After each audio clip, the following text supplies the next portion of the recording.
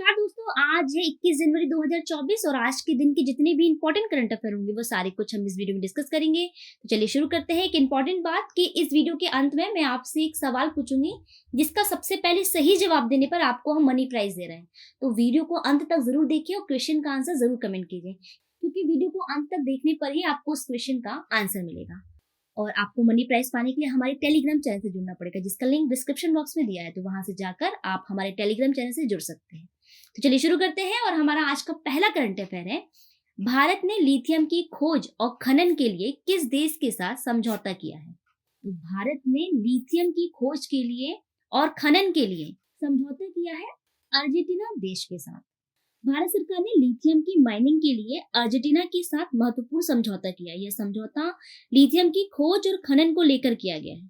5 lithium ब्लॉकों को विकसित करने को लेकर यह समझौता अर्जेंटीना के कैटामार्का में हुआ है।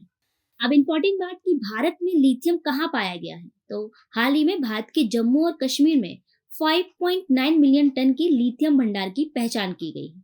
अब इस लिथियम का उपयोग क्या है? तो लिथियम का सबसे महत्वपूर्ण उपयोग है मोबाइल फोन, लैपटॉप, डिजिटल कैमरे और इलेक्ट्रिक वाहनों के लिए रिचार्जेबल बैटरी बनाने में होता है। तो सही आंसर इस क्वेश्चन का अर्जेंटीना। ये है मैप में अर्जेंटीना। इसकी राजधानी है ब्यूनस आयर्स। यहाँ के राष्ट्रपति हैं जेवियर मिलेई और यहाँ की मुद्रा है अर्जेंटीना पैसो। एक इम्पोर्टेंट बात कि लिथियम का सबसे बड़ा भंडारण किस देश में है? तो सबसे बड़ा भंडारण देश है लिथियम का बोलीविया। नेक्स्ट क्वेश्चन है, भारत और किस देश के बीच पहला नौसैनिक द्विपक्षीय अभ्यास अयुत्या का आयोजन किया गया है? तो पहला नौसैनिक द्विपक्षीय अभ्यास अयुत्या, इसका आयोजन किया गया है भारत और थाईलैंड देश के बीच। भारत और थाईलैंड की नौसेना ने अभ्यास अयोध्या और अयुत्या के नाम से पहली बार नौसेना युद्धाभ्यास किया है। इस दौरान दोनों देशों की सेनाओं ने हर तरह की जंग की तैयारी की। हिंद महासागर में दक्षिण एशिया के आसपास शांति स्थापित करने के लिए इस एक्सरसाइज को पूरा किया। ये है मैप में थाईलैंड। इसकी राजधानी है बैंकॉक। यहाँ के प्रधानमंत्री हैं श्रेथा थाविसिन और यहाँ की मुद्रा है थाई बात। नेक्स्ट क्वेश्चन है, भारतीय सेना ने कहाँ हाल ही में ऑपरेशन सर्वशक्ति शुरू किया है? तो हाल ही में भारतीय सेना ने ऑपरेशन सर्वशक्ति ये शुरू किया है जम्मू कश्मीर में। भारतीय सेना ने जम्मू कश्मीर में ऑपरेशन सर्वशक्ति की शुरुआत की। इसमें भारतीय सेना पीर पंजाल माउंटेन रेंज के दोनों किनारों पर आतंकियों का खात्मा करेगी। तो सही आंसर इस क्वेश्चन का जम्मू कश्मीर। ये है मैप में जम्मू कश्मीर। इसकी 2 राजधानी, एक है श्रीनगर जो कि ग्रीष्मकालीन राजधानी है और दूसरी है जम्मू, ये शीतकालीन राजधानी है। इसके वर्तमान उपराज्यपाल है श्री मनोज सिन्हा और इसका स्थापना दिवस है 14 मई 1954। इसका पुनर्गठन हुआ था 31 अक्टूबर 2019 को। नेक्स्ट है, भारत की पहली सौर ऊर्जा संचालित नाव का संचालन हाल ही में कहाँ होगा? तो भारत की पहली सौर ऊर्जा संचालित नाव का संचालन किया जाएगा अयोध्या में। भारत में पहली बार उत्तर प्रदेश के अयोध्या में सरयू नदी में सौर ऊर्जा से चलने वाली नाव चलाई जाएगी और इस सोलर बोट से श्रद्धालु सरयू नदी की सैर कर पाएंगे। तो सही आंसर इस क्वेश्चन का सी ऑप्शन अयोध्या। नेक्स्ट है, दुर्लभ तिब्बती भूरे भालू की प्रजाति हाल ही में किस राज्य में देखी गई? तो दुर्लभ तिब्बती भूरे भालू की प्रजाति हाल ही में देखी गई है सिक्किम राज्य में। भारत में पहली बार तिब्बती भूरा भालू देखा गया है। भारत की उत्तरी सिक्किम में स्थित कंचनजंगा बायोस्फीयर रिजर्व में पहली बार दुर्लभ तिब्बती भूरे भालू को देखा गया और सिक्किम वन विभाग और WWF इंडिया ने सिक्किम के पहाड़ी इलाके में इस दुर्लभ प्रजाति के भालू को अपने कैमरे में कैद कर लिया। यही है तिब्बती भूरा भालू जिसे हाल ही में सिक्किम में देखा गया है। नेक्स्ट क्वेश्चन है हमारा,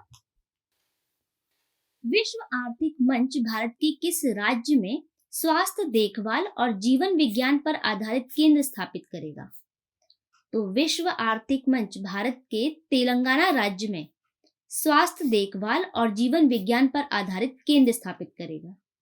विश्व आर्थिक मंच स्वास्थ्य देखभाल और जीवन विज्ञान पर केंद्रित चौथी औद्योगिक क्रांति के लिए अपना एक केंद्र हैदराबाद तेलंगाना में स्थापित करने जा रहा है। केंद्रित चौथी औद्योगिक क्रांति एक स्वायत्त गैर लाभकारी संगठन होगा और भारत में विश्व आर्थिक मंच का एकमात्र संगठन होगा। तो विश्व आर्थिक मंच तेलंगाना राज्य में स्वास्थ्य देखभाल और जीवन विज्ञान आधारित केंद्र स्थापित करेगा। ये है मैप में तेलंगाना, इसकी राजधानी है हैदराबाद। यहाँ के वर्तमान मुख्यमंत्री हैं श्री रेवंत रेड्डी, वर्तमान राज्यपाल हैं डॉक्टर तिमिलिसाई सौंदराजन और इसका स्थापना दिवस है 2 जून 2014। नेक्स्ट क्वेश्चन है, द्विपक्षीय श्रृंखला के लिए आईसीसी द्वारा नियुक्त पहली निष्पक्ष महिला एम्पायर कौन होंगी? तो द्विपक्षीय श्रृंखला के लिए आईसीसी द्वारा नियुक्त पहली निष्पक्ष महिला एम्पायर होंगी इंग्लैंड की सू रैडफर्न। इंग्लैंड की सू रैडफर्न ऑस्ट्रेलिया और दक्षिण अफ्रीका के बीच आगामी आईसीसी महिला चैंपियनशिप और टी20 मुकाबलों के लिए नामित होने के बाद द्विपक्षीय श्रृंखला में खड़े होने के लिए अंतर्राष्ट्रीय क्रिकेट परिषद यानी आईसीसी द्वारा नियुक्त पहली महिला तटस्थ एम्पायर बन जाएंगी।